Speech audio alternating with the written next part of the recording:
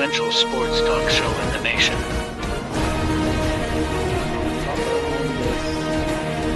What is today, the 19th? Stay tuned for updates and great sports content.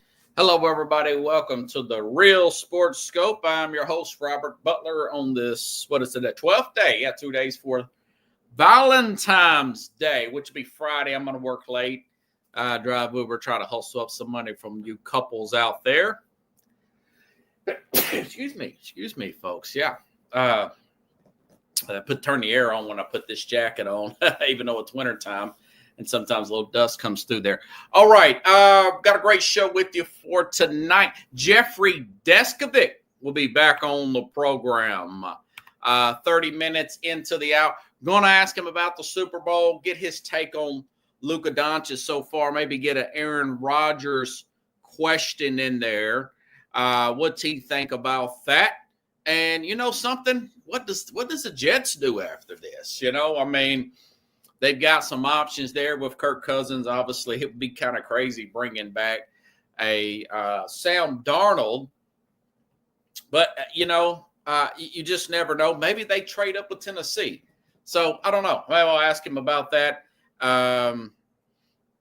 So, anyways, let's take our first only break. I'll be back here momentarily. Going to touch on, by the way, going to touch on that.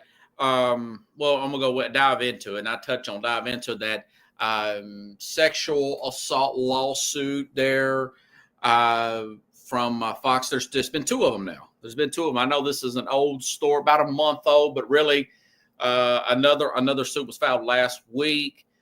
Response from lawyers have also happened last week. The Super Bowl kind of overshadowed all that and everything. So I'll divvy a little bit into that as well. So stand by. Let's take our first and only break, and we will hit the ground running here on the Real Sports Scope. Hello, Sports Scope followers. The program has seen tremendous growth since going 5 days a week. I just wanted to thank everybody for your cash contributions and sharing the program with friends and families. Just a reminder, if you want to contribute to the program, go to the Cash App, the cash sign, and Sports Scope. There are other ways to contribute to the program listed at the bottom of the screen. If you want to advertise on the program, go to Sports, that is Sports with an S, another S, Scope, SKOPE, at gmail.com, just like it's listed at the bottom of the screen. Thank you and enjoy the program. I'm Mac, CEO of National Streaming Sports and host of the Mac and Jack Sports Show. You're watching the sharp-dressed man and the big story breaker, Robert Butler, on Sports Scope, Monday through Friday at 8 p.m. Eastern on National Streaming Sports. Introducing National Streaming Sports, live and on-demand sports talk programming that you can access 24/7. For the premier sports talk experience, tap into our Roku channel. Start your mornings with Mac and Jack covering all the weekend sports action. Then pour a cup and enjoy all the sports you can drink on the Coffee and Sports podcast. At midday, talk sports from east to west on the Coast to Coast podcast. Followed at night by some hot girl talk with Prim and Proper Sports featuring Sonia Pearson. Talk boxing on the Gloved Fist. Yankee fans tune in for Start Spreading the News. And there's more on the College Sports Huddle and Sports Scope with Robert Butler. There are 20 podcasts in all and 70 weekly shows, giving us a 3.4-star viewer rating. To find us on Roku TV, search for National Streaming Sports on the Roku search bar. Click on the logo and you're in. National Streaming Sports, live and on-demand sports talk for America. All righty then. Okay, so let me go into this Fox Sports thing. I've been wanting to talk about this for a while. In case you didn't know, I know it's an older story. It came out last month. Essentially, and I'm going to go back to my notes here in a minute, but essentially a makeup artist filed a sexual harassment lawsuit from Fox Sports. She included wild allegations of pretty serious allegations against Skip Bayless, offering her $1.5 million for sex. former Fox personality there. She said that she had some allegations involving Joey Taylor. She's an on-air personality there. Okay. I'll get into the details there. But she also claimed that this Jamie Dixon there, this guy's in basically vice president of content with Fox Sports, the vice president of content for Fox Sports. And then I want to say last week, if I'm not mistaken, let me look at my notes here. Last week, another lawsuit was filed against Jamie Dixon because this story was in The Athletic, and I want to say it was January 31st. I mean, that was a couple weeks ago, actually. 2 weeks ago. This Julie Stewart Binks, she was a former reporter for Fox Sports. She filed a lawsuit too. So you're not going to hear a lot of this from Fox people. And you're really not going to hear a lot of this from ESPN people as well. Okay. So this is, I forgot my water. Hold on, folks. Let me do one more quick break, and I will get my water, and we'll be back here shortly. Hello, Sports Scope followers. The program has seen tremendous growth since going 5 days a week. I just wanted to thank everybody for your cash contributions and sharing the program with friends and families. Just a reminder, if you want to contribute to the program, go to the Cash App, the cash sign, and Sports Scope. There are other ways to contribute to the program listed at the bottom of the screen. If you want to advertise on the program. All righty then. Sorry about that. Okay. So this is a big thing here. Let me go back to my notes here because this is from the original here. This is from The Athletic. This is part of the lawyers for Joey Taylor, the lawyers for Fox, the lawyers for Skip Bayless individually. Here's some more information. The lawsuit was filed in Superior Court of California in Los Angeles County against Fox Sports Skip Bayless, Joey Taylor, executive president, Charlie Dixon. She accused Taylor of creating a hostile work environment. This is a makeup artist here, through discrimination on basis of race, national origin, and disability, and said Skip Bayless, the former co-host of Undisputed, propositioned her for multiple times, including offering her $1.5 million for sex. That sounds crazy, but she also accused him of verbal harassment, inappropriate physical response as well. So Bayless' attorney on Tuesday, and I think this was this week, said Faraja, that's this lady's name here, consented by words or conduct to the conduct alleged. It was argued that Farage was not entitled to recover damage to extent of any purported emotional distress or pain and suffering damages allegedly suffered by the plaintiff caused by any pre-existing psychological medical condition. But Bayless' attorney did not respond comment. So basically, Taylor's response was, for George, this woman was not qualified as a person with a disability or defined reverent for law, nor regarded as a person with a disability. I think it was, she said something about PTSD in this per se. In this January lawsuit, Taylor mocking her English and complaining about her humming with the plaintiff. A spokesman on behalf of Taylor told The Athletic, Farage, including Taylor, in the complaint was an attempt to leverage media attention and public perception. Attorneys for Fox, their response, also denied the allegations. They wrote Fox Sports exercised reasonable care to prevent and correct any unlawful harassment or retaliatory workplace conduct allegedly experienced by the plaintiff, including implementing clear procedures to report any instance, harassment, or retaliatory conduct. Plaintiff unreasonably failed to take advantage of any preventative or corrective opportunities provided by the defendants or to avoid them otherwise in plaintiff's claim. So this is on February 3rd. The sources told The Athletic, Katie Strong and Andrew Marchant Dixon, that's this president here, this has been placed on administrative leave in a separate complaint from the Julie Stewart Binks. Alleged Dixon asked her to come to his hotel room following a work meeting and pushed her against the wall and pinned her arms and forcibly kissed her in January 2016. So that doesn't look good for this guy, because you got two complaints here with this Jamie Dixon, this president. And also I wanted to note here on this. I wanted to note here, Joy Taylor mentioned in the lawsuit with Dixon that she had an affair with Emmanuel Acho, who was on another show. I think it's Speak for Yourself. I think it is. I'm not sure.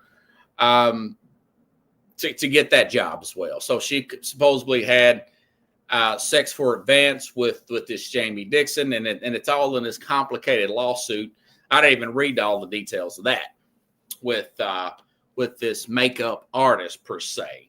I'll say this about Taylor. And also Marcellus Wiley, who is now not even part of Fox Sports. He does a YouTube channel. He's got a YouTube channel like myself and whatnot. He said that he had heard rumors that Acho and Taylor were having some type of affair. Let me say this about her. First of all, let me just say this. For those of you who don't know me, I've got a communications degree, minor in journalism, Austin Peay up here. That's how I met Carlos, and that's how I met Coach Carroll here, Kevin Carroll. And my junior year, at the end of my junior year, coming into my senior year, I did an internship at ABC affiliate here out of Nashville. And I'll say this. Lot of very attractive women, not just anchors and reporters, but also producers, associate producers. Just my opinion. Not all of them, not painting broad brushes. I don't want anybody getting mad at me, but a lot of them, the way they dressed in that workplace. And we're talking 2005, not 1975. We've all seen the movie. A lot of us have. Anchorman,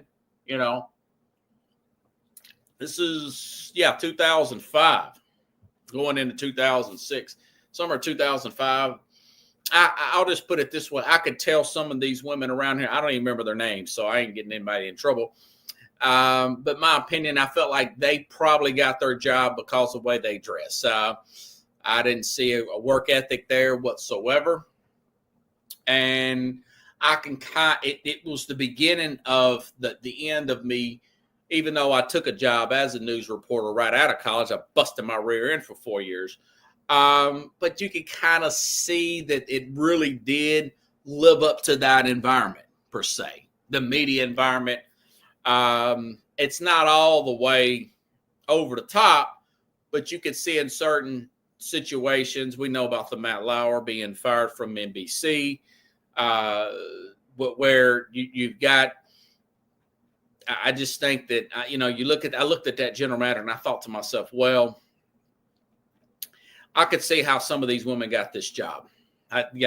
She got her job, and I had one producer when I was interning. This woman was dogging out the weather lady, or it was either one of the news ladies and the weather lady. So jealous and so unprofessional, cursing like crazy. But I could just see some of the way the dressing was, the flirtation going on there.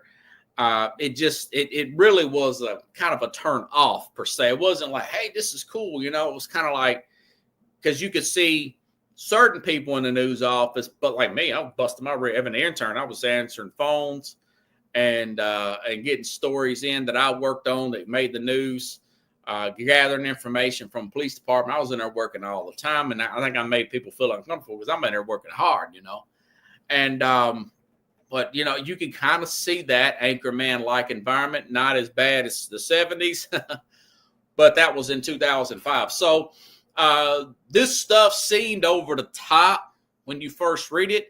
And if you just listen to Joy Taylor, going back to Joy Taylor with Fox Sports, who, by the way, she's the younger sister of NFL Hall of Famer Jason Taylor. And so she kind of got a leg in that way. I know her whole story. Jason Taylor, he's played with Miami Dolphins and whatnot. And this woman's like 15 years younger than Taylor. She's like 35 or something like that. Maybe 35, 36. And she got an internship with my man Sid Rosenberg, guy I like. Used to work with Don Imus up in New York City. He got fired multiple times.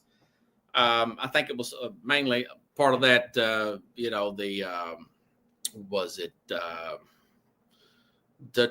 women's basketball comments about the women's basketball team for New Jersey, and I can't remember the name of it. Makes no never mind. It was a big controversy back in 2007.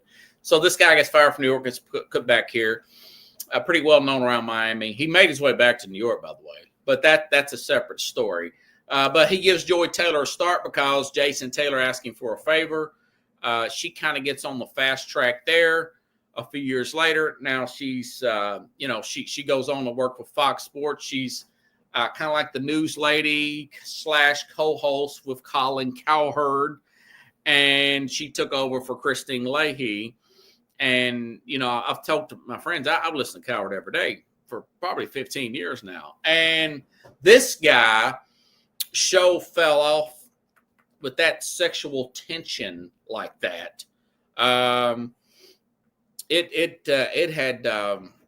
He was very hesitant on some of his takes. She was dressing.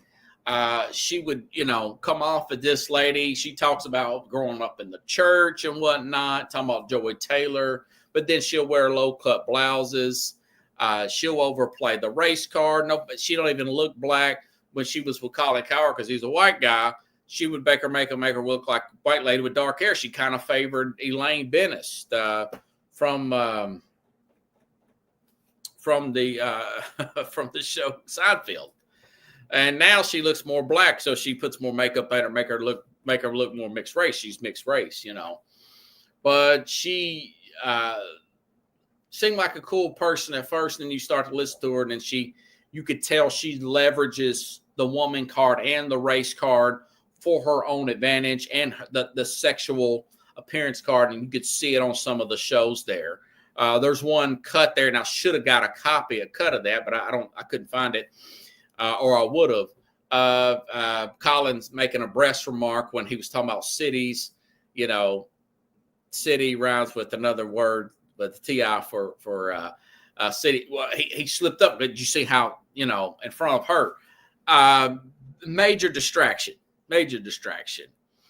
And so my point is, I think that I think that she's a lot more conniving, in my opinion, than she appears to be, per se. I don't know if any of these allegations are true, that she slept with the boss to get that job and then she slept with a guy to get a particular show.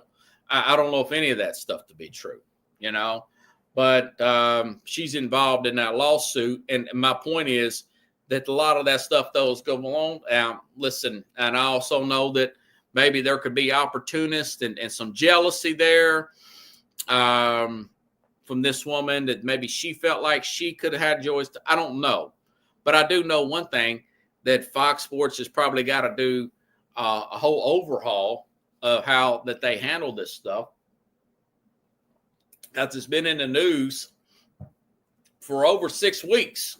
You're having, quotes from lawyers. You're having people on administrative leaves. And these are on, one of them was, like I said, this other woman, she was a former personality Julie Stewart Binks was a reporter on here. So it's a pretty big story here. And the fact that Marcellus Wiley said what he said, of the rumors he said about Taylor, there's got to be something there. There's something there.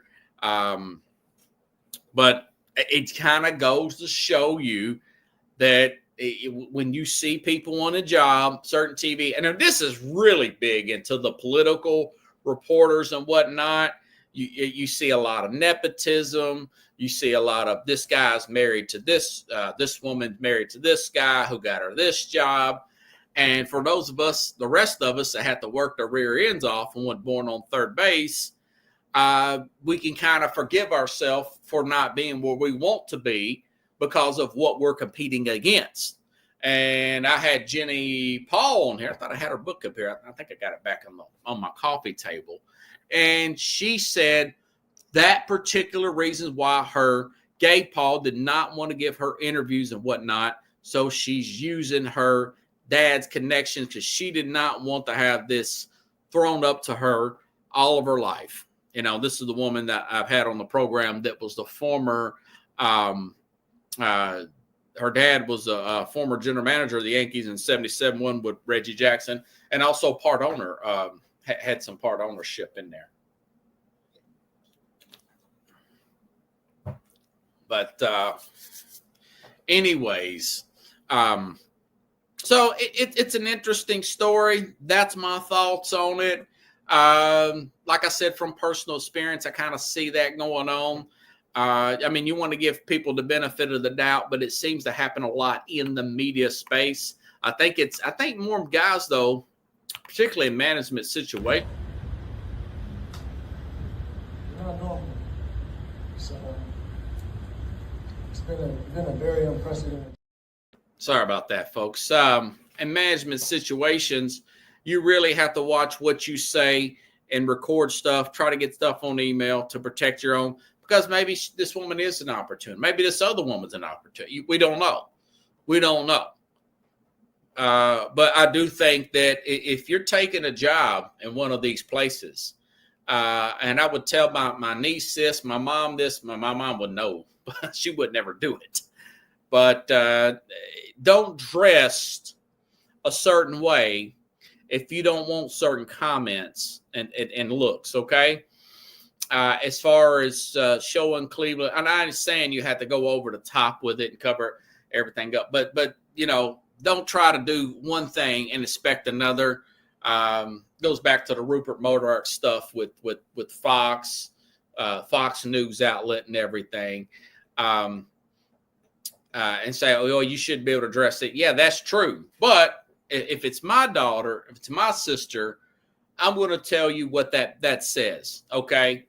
And if you get certain kind of looks you don't want to get, where you feel like somebody's being creepy, then you probably shouldn't go over the top with it, you know? It's a free country, do what you want to, but you're going to expect other type of situations, and women know that for the most part. But women do that. I'm not blaming any victim here, you know. But don't try to act like if you're doing something, dress in a certain way. And I think some people do dress a certain way to get what they want, and try to play it off like they do not dress a certain way to get what they want. Okay, we're not stupid. All right. And you're almost damned if you say something about it. But this is real talk here. All right. Ohio State, I was looking at this thing. Matt Patricia is taking over at Ohio State as the defensive coordinator. You know, I'll tell you what. Have they turned into like a semi-pro team? Stand by, folks. Sorry about that. I clicked that off there. You know, I was really amazed at how many, Mike Vrabel was once a coordinator there. And now you got Chip Kelly, by the way, who's now the offensive coordinator. Who's now the offensive coordinator with the Raiders. This is Chip Kelly's second stint in the NFL. But remember, he was a offensive coordinator for the Ohio State Buckeyes. Okay. And now you've got former Patriots defensive coordinator and Lions coach, and that was terrible, but it was Lions coach. Now he's a defensive Matt Patricia with Ohio State. And, you look at all the NIL money they spent. It's like they're like a semi-pro team, It's fascinating. It's where that program has came over the last few years. They've always been good. Not to say it, my earliest memories watching college football. I remember when Eddie George got I've been watching college football since probably Rashawn Salam in 93 got was it 92 or 93 got from Colorado, got the Heisman Trophy there. And then you had Charlie Ward there winning the national championship with Florida State. So, but I just think that, you've got a lot of pro guys going to college for 1 year, then coming back to the pros there, and vice versa. But we'll see how it plays out for them. I noticed they've lost their offensive coordinator. I'm not sure who their coordinator is now. Maybe Hartline, I want to say, for Ohio State. And of course they've got Matt Patricia as their defensive guy. I thought that was pretty interesting story there. Jeff Defskett will be on here in just a few minutes here. And Titans, we were talking about John Robertson the other day. Former Titans general manager John Robertson, Jordan Schultz says he will interview, become the Jaguars general manager. Remember, Trent Baalke got fired because nobody wanted to work with Trent Baalke. Now, I kind of like seeing guys bounce back. But, man, I tell you what, here at the end, he made some very good moves here. Tennessee got to the AFC Championship game back in 2019, 2020. And then 2021 got the number one seed only to get beat by that Cincinnati Bengal team. But anyways, but what happened with him is he went rogue. He didn't tell Mike Vrabel. He was trading A.J. Brown. He traded him for a first and a third. And both of those guys look like total busts for Trayvon Burks, who's not done nothing but been hurt and looks like he's overweight all the time. And I just read today that Turin Davenport, the guy for writes for Tennessee Titans with ESPN, said that they needed the third round pick that they got in that trade, Nicholas Petit-Farid, out of Ohio State, ironically. That guy, they're going to have to replace him. That he's been terrible at right tackle, so Tennessee needs a right tackle here. So I don't know what the situation is there. Also in news, the Bengals defensive captain, leading tackler, Jermaine Pratt has requested a trade from the Cincinnati Bengals here. Go figure. They've got Al Golden now as their defensive coordinator, using Lou Anarumo who looked like an all-world defensive guy just a few years ago when they got to the Super Bowl. And now their leading tackler wants out there. So then you hear Joe Burrow, by the way, make hints that he does not. He wants T. Higgins and his guys, I think it's Trey Henderson, the edge rusher there, to get re-signed. So he's kind of throwing dabs at, he's saying, well, I'll go ahead and restructure and whatnot. As I said before, he's already signed this second contract. He has been hurt in the past. I wouldn't sit out. I wouldn't pull a Deshaun Watson and say I'm never going to play another down for him. But I'd play this contract out. He's going to be, 31, 32, going on contract 3. I would take care of myself. I wouldn't put my knees in any harm that I could potentially prevent for Cincinnati, and I just wouldn't sign back with them, not unless they sell the team. That's just what I say. Maybe they get lucky in the draft, and Al Golden makes a lot out of this, but it just seems like that way with Cincinnati right now, Hey, Lindsay, thanks for the heart there, my friend. That's my niece there. Let's see. Josina Anderson says, I'm told the Jaguars have formally expressed interest in the general manager vacancy. She says, follow up from yesterday, I'm told former interview with Jaguars is planned to occur Thursday or Friday. Interesting. But anyways, wanted to get this guy's take. Reached out there, Jeffrey Deskovic. He's backstage, but he's not quite connected yet. Oh, no, there he is. Let's see. Hold on. Let me get the crowd ready here, and let me change up my banners here. Put Jeffrey's logo there, and let's see if I can get the crowd into it. Jeffrey's always got good opinions here. Hey, man. Hey, Jeffrey, what's going on, buddy? I'm good, Rob. How are you? Oh, pretty good here. I was just talking, going over news and notes from football and everything. By the way, Aaron Rodgers basically got an ultimatum. Says you can't go on the Pat McAfee show, and he got to show up to mandatory mini camps during the season. You can't go on the program, which they always like that, and they think it's funny. What do you think about that, man? Aaron Glenn basically said, hey, man, we need you focused during the season or we don't want to do this. And apparently he's going to be released. Was that a good move? Just looking at that.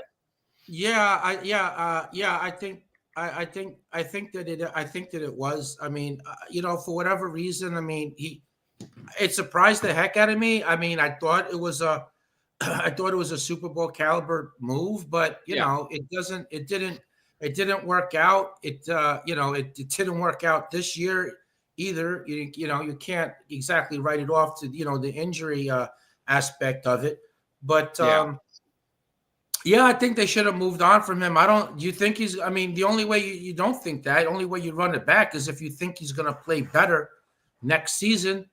Yeah. I don't believe for 1 minute that he's going to play better next season. Do you think he's going to play better next season?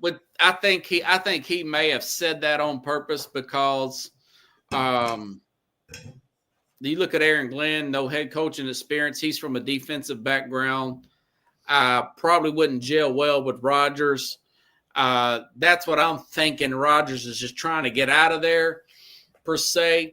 It's not a bad team up there in New York, man. I mean, you could see they've got left tackle. They've got defense there. They've got two players they throw the ball to.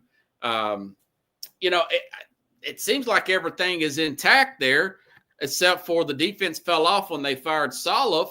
It was a slow maturation of chemistry there with Rodgers and those players. Plus, he's getting to be older now. So I don't know if the Jets go after a Sam Darnold back or maybe a Kirk Cousins or maybe they try to draft somebody. What do you think they are to do, man? I think they sit in the top 10 in the draft. I think they should sign. I think they should get a veteran quarterback that they could win with now while simultaneously drafting somebody for the future. I don't believe. Well, as of when I checked last, Christ, now his name is leaving. The guy he won the Super Bowl with the with the Ram. He left the Lions. Matt Stafford. Yeah, I mean he could might be a free agent too, by the way. Jeff. Yeah, he wants an extension. They haven't given it to him so far. I mean, there's speculation that he may leave. I mean, I think that he's somebody that could play. He's somebody that could play well. And at the same time, they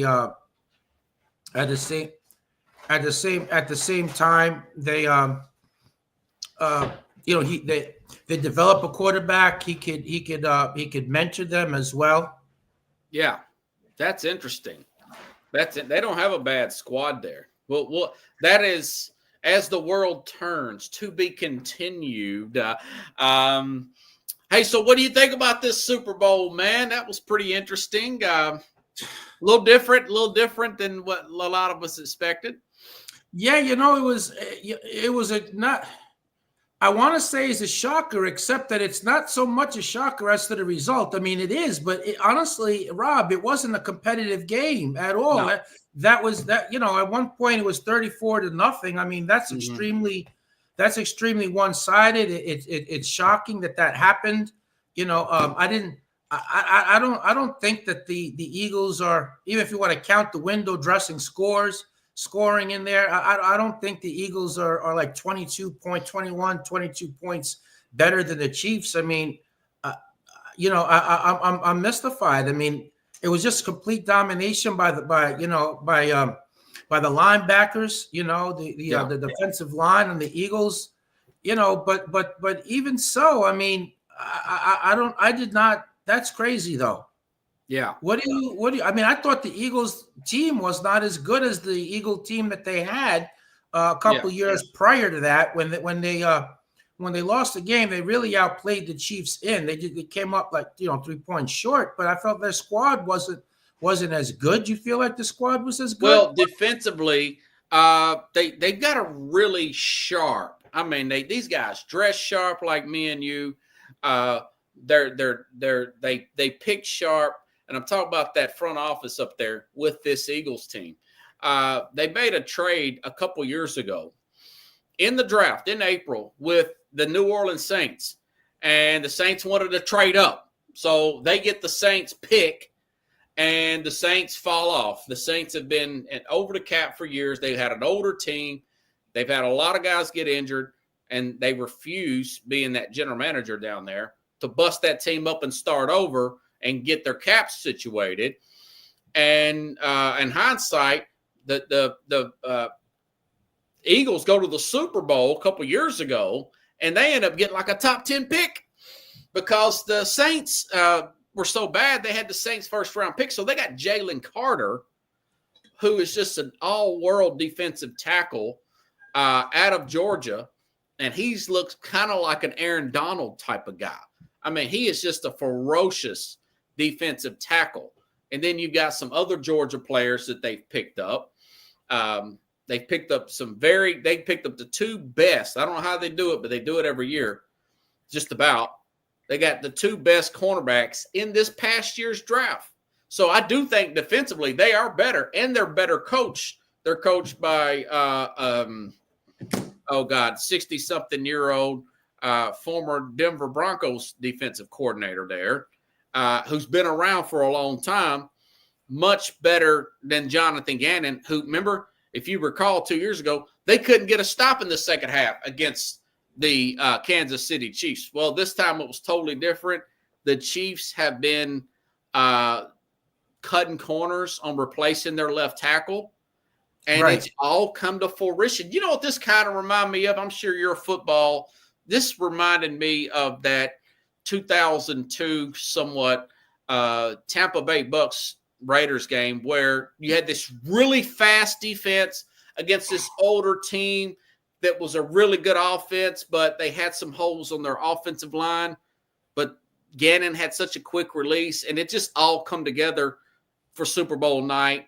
I think they were up 31-3 at one time in that Super Bowl, going back over 20 years, Jeffrey, if you remember that. I do. I do. I do remember that. We were joking. It was the Raiders against the Pirates, right? I mean, it was a similar team. Yeah, I do. But listen, wasn't they? Yes, yeah. But John Gruden, of course, coaching Tampa Bay, had been, had just come over to Tampa Bay that year. He had previously coached the Raiders, and the Raider head coach Callahan, tried to run the same offense against the coach that installed it, and that was what the end result of it was. But look, people bashing Mahomes. Look, if you don't have any time to throw, okay, it's really not. It really doesn't matter. It doesn't speak to him as a passer or his ability to make things happen with his legs. Got the two-dimensional thing. I mean, as great as he's been, if he doesn't have anybody, but that's the other thing is that. Not only did he not have any pass protection, but he couldn't outrun the Eagle defenders. They were able to contain him and keep him in the box. They were just as fast. Honestly, that not only were they just as fast as him, I felt to some extent they were faster than he was. Yeah. Yeah. I mean, this defense was really good. They played up to, something. I think they're so good. And I said this on this program before, that I think they got bored during the season because they would give up late leads. They would be up by like 30 points in some games. And you're looking up and it's a 14-point game. And I was telling people, I said, I think these guys are so good up front. They've got a really good secondary. Chauncey Gardner-Johnson led the league just 2 years ago in interceptions at 7. They got him back at safety. I mean, they're just loaded everywhere, and they kind of got lackadaisical. But when they focus, you saw how they played the Ravens this year. The Ravens, Lamar Jackson has like 1 or 2 losses against the NFC, and that tells you how good that defense was. They kept Lamar Jackson in check, and that was in Baltimore.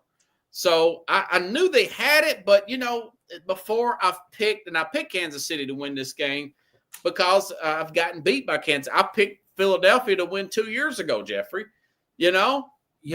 You too? yeah. Same thing. Exactly. I picked the Eagles to win a couple years ago, and I picked Kansas City to win.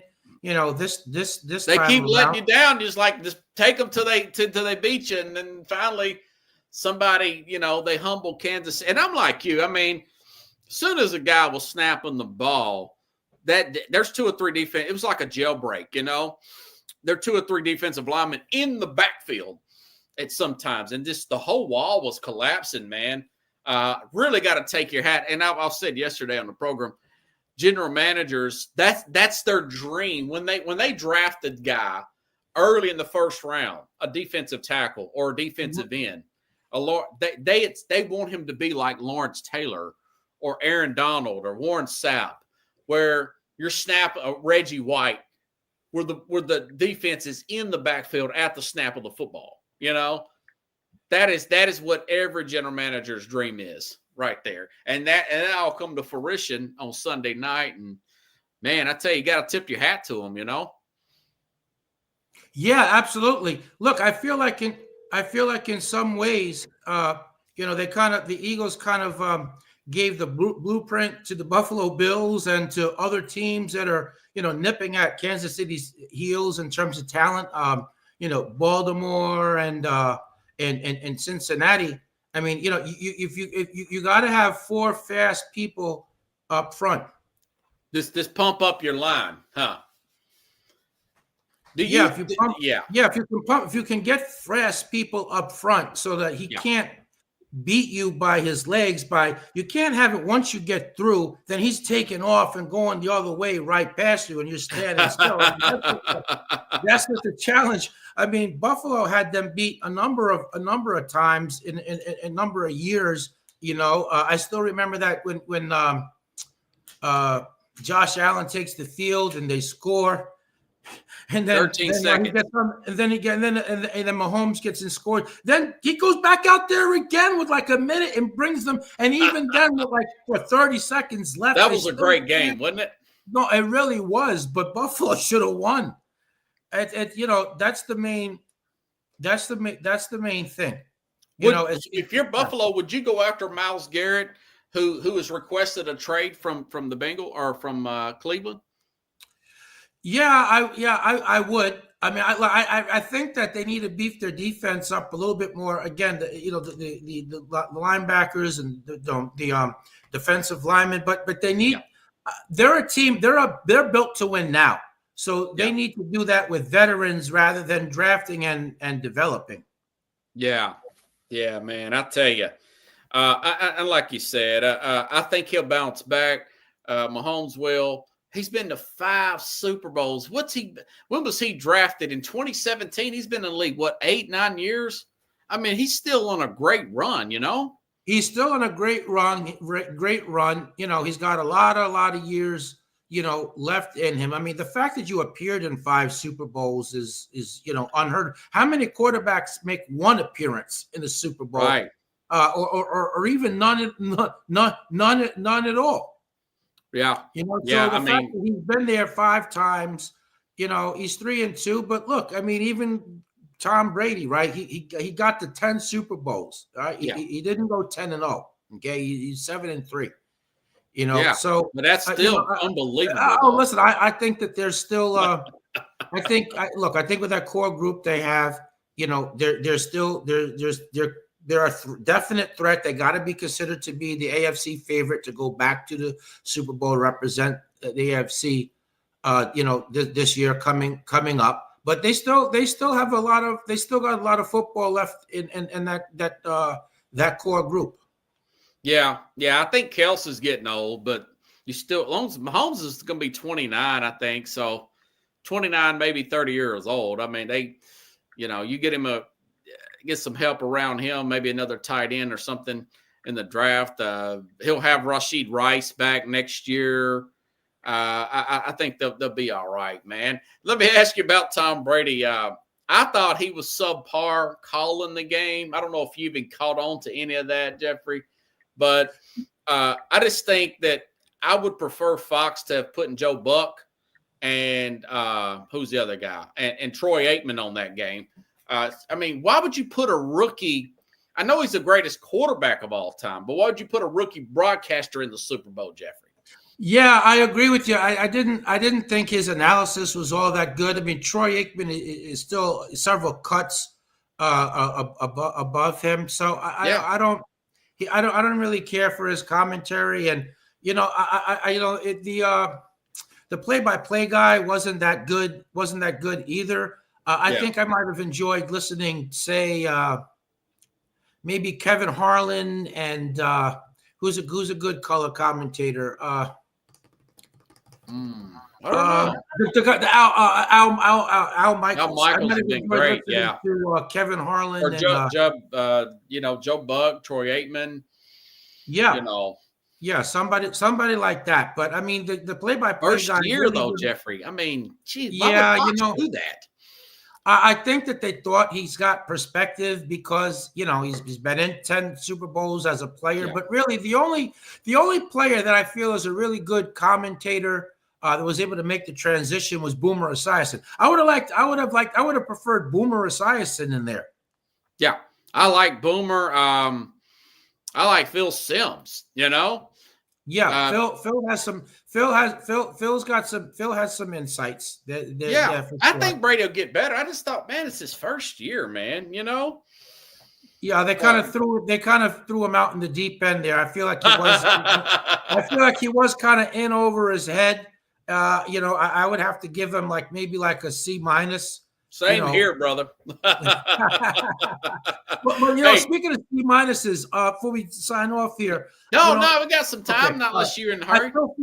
I feel like Andy Reid made no adjustments at all whatsoever. Wow.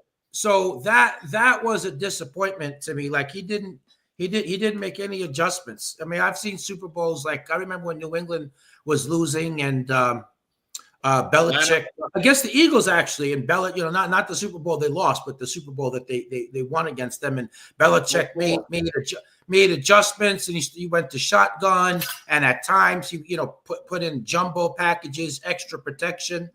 Knowing you have to give the quarterback time. I mean, where was Andy Reid's adjustments? That's true. Something I thought about that. I think that if as good as Mahomes is, he's got to work on his short game. They could the short passes would have been nice. Yeah. I could see a short screen throw to the running back. Yeah. Yeah. He's so good at rolling out, though. Running out routes. I could have saw some of that. I mean, a short dump off to the running back just over the defender. That could have worked, but that's the other thing is, they became one-dimensional as well. They really didn't run the ball. Very, very much. Yeah. Let me ask you this basketball stuff. Yeah. Since the last time we talked, that Mark Williams was traded to the Lakers because to replace Anthony Davis.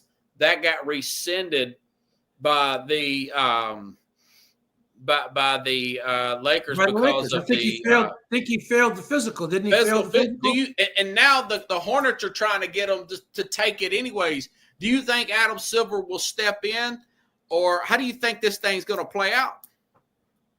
Well, I don't. I mean, I believe I read he doesn't want to go back to the team that traded him, right? So, Okay. I mean, he's going to have to be. I mean, somebody's going to pick him up. They're going to have to trade him to somebody. I mean, honestly, what I think that it is, I think that obviously significantly lowers his trade value, but I mean, I guess it comes down to do you believe he can get himself back to health enough to play and be effective? I mean, do you think his career is over based on the injuries? Are we talking Greg Oden? I'm going to date myself now. It could be. Are we talking Sam Bowie? Sam here? Bowie, 83. Was it 83 when Jordan was drafted? I believe so. Yeah, but he kept getting hurt with his legs. Or and 84. I can't remember now. Something like right. But right. I think it was 84. Now that you mentioned it, but he kept getting hurt and he couldn't get back to. In general, I believe in betting on players. You know, I generally believe that players, you know, are going to be able to rehab. They're going to be able to get healthy. Right. You know that they're gonna bounce back and they're going to have some level of productivity. I don't think that generally they're not. So. Do you think Alex Lynn is going to be enough? They picked up Alex Lynn now. They did. I saw they picked up. He's a 7-footer. You know, he's playing from overseas. I mean, I feel like overseas that the players are they emphasize skill more rather than playing on physicality or just simply athleticism. I mean, let's look what he's going to be asked to do. Right? He's going to be asked to catch some alley-oops for dunks. You know, he's going to be asked to defend. He's going to be asked to get some rebounds to protect the rim. I mean, he's got LeBron and Doncic around him. He's obviously not going to be asked to score very much. Whatever you get from him on that will be extra. Just as long as he's not going to pull a Ben Simmons and refuse to shoot at all, even when open. I've never seen nothing like that. That was it'd be like 2 feet from the basket and won't shoot, you know? Yeah, that was wild and right. And the thing too is like he wouldn't make adjustments from game to game. He had to have heard the criticisms on TNT. I mean, his coaching, his coaches, not just the head coach, but his other, you know, his coaches. I mean, they had to know it was a problem with him shooting. I mean, you know, Doc didn't say anything to him. Why are you not willing to shoot? That doesn't make any. I mean, is your confidence level that low that you're not willing to shoot? I mean, honestly, it would have been better for the team. It would have been better for the team. I mean, had he shot the ball and missed, it would have actually been better than unless he just not shoot it, that he not shoot at all. Yeah, he's something. He ended up signing with the Clippers. What do you think about? Will that put the Lakers over the top? Picking up Alex Lynn. I know he didn't get when I did see Lynn play, he don't get a lot of minutes no matter where he goes. He's effective, but it seems like he wears down or something. Yeah, I don't think he's a player that puts them over the top, but I do think that he fills a hole. I mean, they needed a big body that's serviceable that can give them some production. You know, if he can give them 6 to 8 points a game, and you know maybe come up with like 6 rebounds. I mean, you should almost get 5 or 6 rebounds, at least 4 by accident, right? Just by virtue of being 4 like that. I mean, those aren't earth-shattering. Numbers. But I think it's a nice pickup for them. You know, again, you know, I still don't. I mean, look, a lot of basketball to be seen, but as of right now, I don't think they have enough to do a deep playoff run. I mean, I would be somewhat surprised if they got out of the second round. You know, so I don't think they have enough to do a deep playoff run, but I do think that they'll make the playoffs, and you know, they could potentially be scary to see in the first round. That's a good point. Now, the other side of it, Anthony Davis has got an ab strain. Go figure. Look at that. Look at that. The fragile man gets hurt again in his new team, like almost immediately. Gee, what a surprise. Does Nico Hart, did this guy make it, this general manager, to next season? Or you already starting to see the fan revolt? I come next season, come the beginning of next season, I don't expect him to still be there. I think the only way that happens is if the Mavs get back to the finals. I mean, I guess that saves his job. But here. Yeah, this is really tumbling, and it's getting worse by the day. Mark Cuban supposedly tried to stop this. I read that too. Yeah. Does Mark Cuban make an attempt to buy the team back, Jeffrey? Well, I think not, because it's too late. He might not have the money. No, I don't mean he don't have the money. No. Well, he may have it invested in something. What I'm saying is that, first of all, I don't know that they're would want to sell it back to him right away like that. That's number one. Right. And number two, the damage is done. I mean, Luka's already gone. I mean, does he want to buy them back to trade for Luka again? But do you really think the Lakers are gonna say, okay, we'll trade you Luka back? I mean, I don't. I mean, maybe that might make sense in, if there's a with his well, how many years does Luka have before 26? He's up in the summer. He's eligible next year, but he's up in the summer of 20. That's one more year, Well, maybe it makes sense for him to buy back. I mean, not immediately, but maybe it makes sense to try to buy back in time to try to lure him back. I mean, then there's a specter. Well, that would be wild, wouldn't it? That really would be. That really would. That really would be. That like something off of a movie, man. But he's crazy like that. Mark Cuban, I just think that maybe he might try something like that. There was a guy that bought back Barstool that did similar. The guy who created Barstool Sports, he didn't like the way it was being run. He got some shares together and money up, and Dave Portnoy, he bought the whole thing back. So listen, sometimes you get a chance to get a do-over. You get a chance to do it. I don't understand why he even sold. I mean, Jesus Christ, he didn't have enough money. Something to do with casino. That didn't make sense. I mean, what is? I mean, an NBA franchise is a can't lose proposition now with the TV rights and everything else. I mean, you're going to make your money back. I mean, it's always going to go up in value. I mean, that's the safest investment there is. The only problem with it is the barrier to entry. Rob, I don't have enough money to buy. Several $1 billion now, up quite a few $1 billion. Well, you got anything to plug, buddy? You know what? You know what? I don't have a particular event. I'll just say, look, the beat goes on, just continuing to work on cases of a number of them, working some wrongful conviction cases, and I'll have some updates in like a month and a half. Okay. A little bit premature right now. Just to suffice to say, we're working on exonerating people, and we're continuing our efforts at making the justice system more accurate. Hey, man, and we got your foundation at the bottom of the screen. Hopefully you can come back around playoff time. Absolutely. Yes, I absolutely will. Once again, thanks for having me on the Sports Scope. We'll be in touch, and can't wait for my next appearance, Rob. All right, buddy. Have a good one. Thank you. You too. Thanks. All right, everybody. I'll be back here tomorrow. I just got a confirmation. The Mad New Yorker. Appreciate you. We'll be back here tomorrow. We'll talk about because Friday's Valentine's. I'm sure he's wanting to go out. I'm going to go work and earn. But you have a good replay there on Friday. But we'll be back tomorrow. Talk about the pretty much the same topics. Get his take. And Carlos has always got some type of abnormal take here. So have a good night, everybody. I'll see you same time, same place here on the Real Sports Scope. Good night, everybody.